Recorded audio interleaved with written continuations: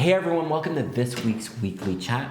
And there was a big what do you call it, a news article, or what would you call it? Yeah. A release about a new tenant that had just secured some space, a new office tenant that secured some space in Toronto. And so Google made a big announcement. I believe it's 5,000 jobs they're hiring for across Canada, across 3 different locations: Vancouver, Toronto, and Montreal. And today we're obviously going to focus in on Toronto and the specific space they are leasing out. So they signed a long-term lease agreement to occupy a brand new office building being built at 65 King Street East. 400,000 square feet. So that's a huge piece of real estate, 18 floors that Google is going to occupy, and you're going to have all the jobs that are going to be associated with that new office space going into that location. So number one, what I wanted to talk about was the actual building itself, 65 King Street East. So when this building came to conception and started construction, that building was being built, this office building was being built completely on spec. So what that means is they had not secured or signed any leases for the building. So typically in your commercial office development, a lot of the time you like to secure an anchor tenant or at least part of the building before you actually start construction. Because once the building is done, you're going to have the costs associated with the running of the building, the mortgages on the building, the operating costs, and everything like that. But because the vacancy rate, the office vacancy rate, is so low in Toronto, and they started construction this in 2018, and we continue to have one of the lowest office vacancy rates in North America, the builder, the Cortera Group, felt completely comfortable to start this building without securing any tenants. And here we are today, Google signing just last week a long-term lease for the whole building. So when we look at downtown Toronto, we've said this before, the cranes going up aren't just cranes for condo buildings. They're building office space down here as well. We did a whole video. Yep. Kyle did a great job on that one, where we talked about all the different office buildings that are under construction and the jobs, whether it's a migration, a centralization of jobs downtown, or new jobs being created coming into the downtown core that are happening. So where we have all these condos being built, we have the high-paying jobs that are following this condo development, and these are the individuals that are going to be living in these buildings coming up. Now, what I get really excited about is the actual address, 65 King Street, and it's the last word, East. There we go, 65 King Street East. We are now moving east of Yonge. So we have Google here. We've had Coca-Cola here for a number of years now. Globe and Mail moved their office east of Yonge.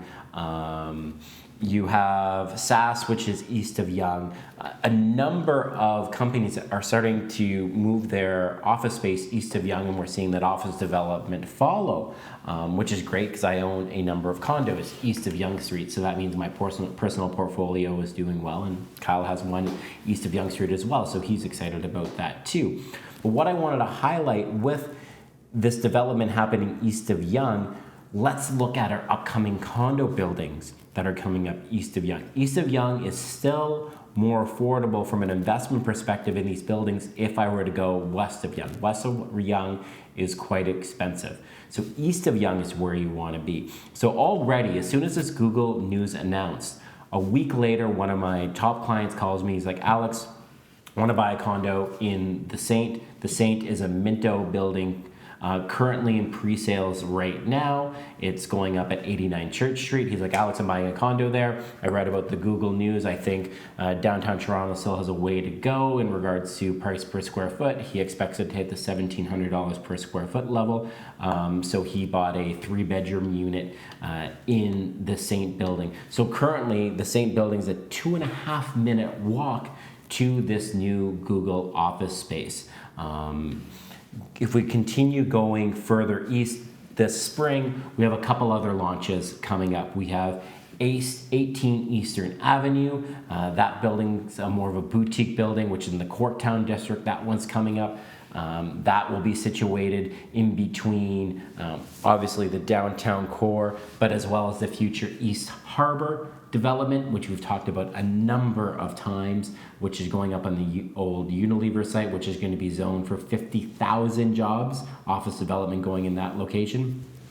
And then the other building that we have coming up is another phase of the Canary condos. This will be the 5th tower they're building in the Canary district, which is just beside the Distillery district. Big fan of the Canary district. I'm getting keys for my unit for Canary Block, which I bought a number of years ago. A 2-bedroom. I'm going to be renting that out for $3,000 per month, and my original purchase price on that was $579. I expect market value on that is about $850,000 right now. So we have a new phase in Canary Block, and what I really like about Canary Block, if you've ever been down there, it's kind of this quiet pocket just on the outskirts of the city core. I see it where the future urban family is going to live. You have very, very wide sidewalks. You have a 28-acre park at the end of the street. You're zoned for a future school. Your height density is lower, so you're not filled with high rises. And again, perfectly situated, walking distance to downtown, walking distance to this new Google office, right on a streetcar line, brand new streetcar extension going into this area, the Cherry streetcar line, which would then drop you off right in front of the new Google office. And on the other side, of course, we have the East Harbor, which we just mentioned. So now we're seeing more top tier employers move east of Yonge with their own office space. We're slowly seeing the condo development come in as well, and we're going to eventually see a leveling off in regards to value-wise, whether you're east of Yonge or west of Yonge. So east is still trying to catch up to the west of Yonge in regards to values-wise. There's still a difference in the delta, but that's going to level off as all these jobs continue to pour into this area. So if you want to get an opportunity to buy in a blue chip area in the core, because we know downtown Toronto is very expensive, right, Kyle? Very expensive now. Very expensive to buy downtown. So that's where you're looking for your value pockets downtown. If you go east of Yonge, that is where your value is going to be in the downtown core, your opportunity before we level off the pricings, which are the pricing west of Yonge. So if you're interested in investing in condos and you want specifically downtown Toronto, reach out to us and we're going to show you the locations where you want to be, where you can be able to still get some value in the downtown core. We want you to build generational wealth. We want you to secure your financial freedom and your future generations and all that good jazz. So give us a call. You can reach out to Alex Wilson. I didn't introduce herself. I didn't introduce myself. I think they know who we are. Yeah. Alex J. Wilson, team lead for alexjwilson.com, and Kyle DeVigi, director of operations for Remax Wealth Builders Real Estate. Reach out to us, and we are going to help you build those resources in finances. Okay, guys. Hey, do you want to add anything, or are you good? No, I think you nailed it. Okay, we nailed it? Okay. See you next week, guys. Bye-bye.